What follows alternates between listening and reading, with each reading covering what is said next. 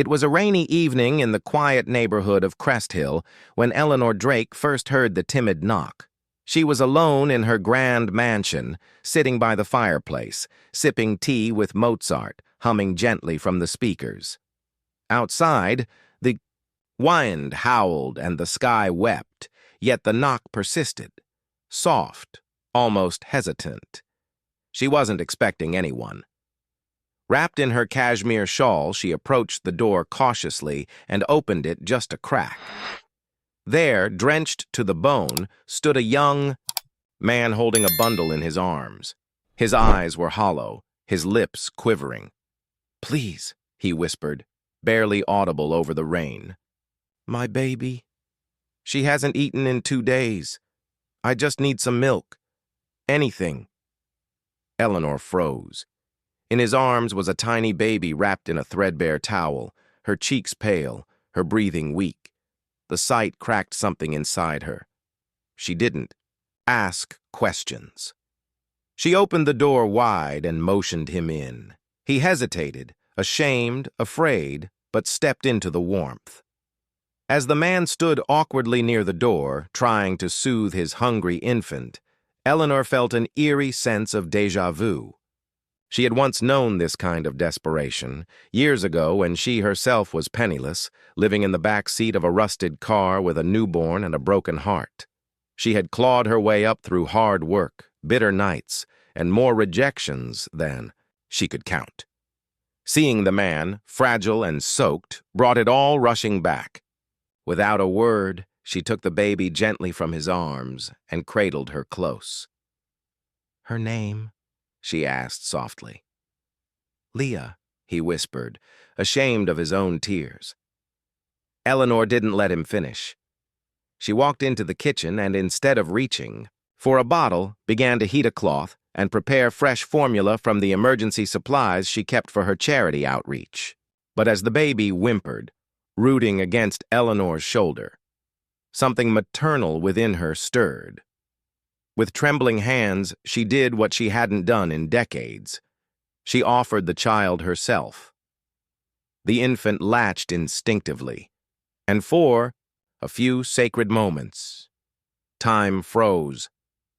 The young father, his name was Jamie, stood frozen in disbelief. He hadn't expected kindness, much less something so intimate and sacrificial. The woman before him didn't just feed his child, she held her like her own. Jamie's legs gave out, and he sank onto the carpet, burying his face in his hands. "I lost my job 2 months ago. My wife died during childbirth. I've been trying so hard." His voice cracked like dry wood. Eleanor sat beside him. Once she had laid the now sleeping Leah on the nearby couch, wrapped warmly in a handmade quilt. "You don't have to explain," she said gently. "You're not the first soul to knock on this door in need." She offered him warm tea and dry clothes, her late husband's. Jamie was overwhelmed, unsure how to receive it. The mansion's beauty, the grand piano, the priceless paintings, it all screamed wealth. And yet, this woman had opened her home and heart without a hint of pride or pity. "Why are you helping me?" he finally asked. Eleanor simply smiled. "Because someone once helped me." That night, by the fireplace, Jamie listened to Eleanor's story. She hadn't always been a millionaire. At 24, she was homeless with a baby after her fiancé disappeared and her family disowned her. She had nothing but a part-time waitressing job and a dream of starting her own catering business. An elderly woman named Mrs. Loring, a customer at the diner, saw something in Eleanor and gave her a chance, offering her a kitchen, a loan, and guidance. With every tear Eleanor shed that night, Jamie saw the mirror of his own pain. She told him how she lost her daughter in a car accident years later, and how since then she had quietly used her fortune to help struggling single parents in honor of her child. "Feeding your daughter tonight." She paused, swallowing her emotion. "It felt like I was feeding mine again, just for a moment. They sat in silence, the fire crackling between them, two broken souls finding comfort in each other's scars. By morning, the storm had passed. Jamie woke up on the couch to find Leah still peacefully asleep beside him with a note and an envelope on the coffee table. The note read, "You are not alone. Come to the community center at 10 a.m., room 203. Bring your resume."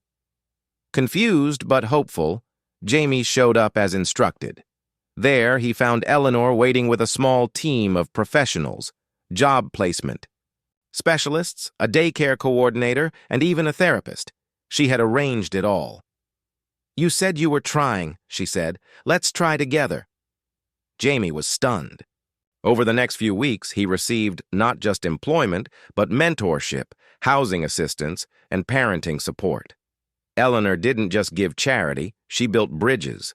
And each time he brought Leah with him, Eleanor would scoop the baby into her arms with a kind of joy Jamie had only seen in grieving mothers who had learned to love again.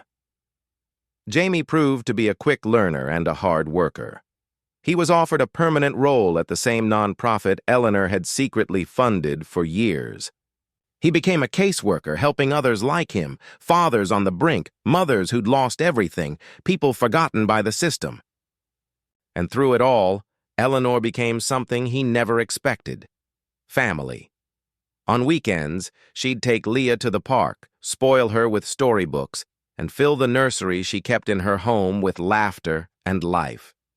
People in the neighborhood began to whisper about the reclusive millionaire who had opened her door to a beggar. But Eleanor didn't care. In Jamie, she saw not a burden, but a continuation of her own journey. In Leah, she saw healing. And in herself, she saw a second chance to be the mother she once was, and still was, deep down. 2 years later, Jamie stood on a small stage at the community center's annual fundraiser, holding his daughter in one arm and a microphone in the other. With tears in his eyes, he told the audience about that rainy night, about the knock that changed everything. "She fed my child not out of charity," he said, his voice breaking, "but out of love. She gave us more than milk. She gave us dignity." The crowd gave a standing ovation, but Eleanor sat quietly in the back, smiling through misty eyes. She didn't need applause. Seeing Jamie thrive, watching Leah giggle in her arms every Sunday, that was her reward. That night, Jamie hugged her tightly. "You saved us," he whispered. "No," she replied. "You saved yourself. I just opened the door." Years later, when Eleanor passed peacefully in her sleep, she left behind more than wealth. She left a legacy. Her mansion became a shelter for single parents. Her investments were converted into scholarships and grants. And her story, once private and painful, became a message of hope told by Jamie at every outreach event, every fundraiser, every father support meeting. "Kindness," he would always say, "doesn't have to be loud. Sometimes it's just a knock answered, a door opened, a baby fed." Leah grew up calling Eleanor Grandma L, knowing that her first memory of warmth came not from milk alone, but from love. In the end, Eleanor wasn't remembered for her millions, but for one quiet, stormy night when a broken man came begging, and a woman with a broken heart gave all she had left, herself.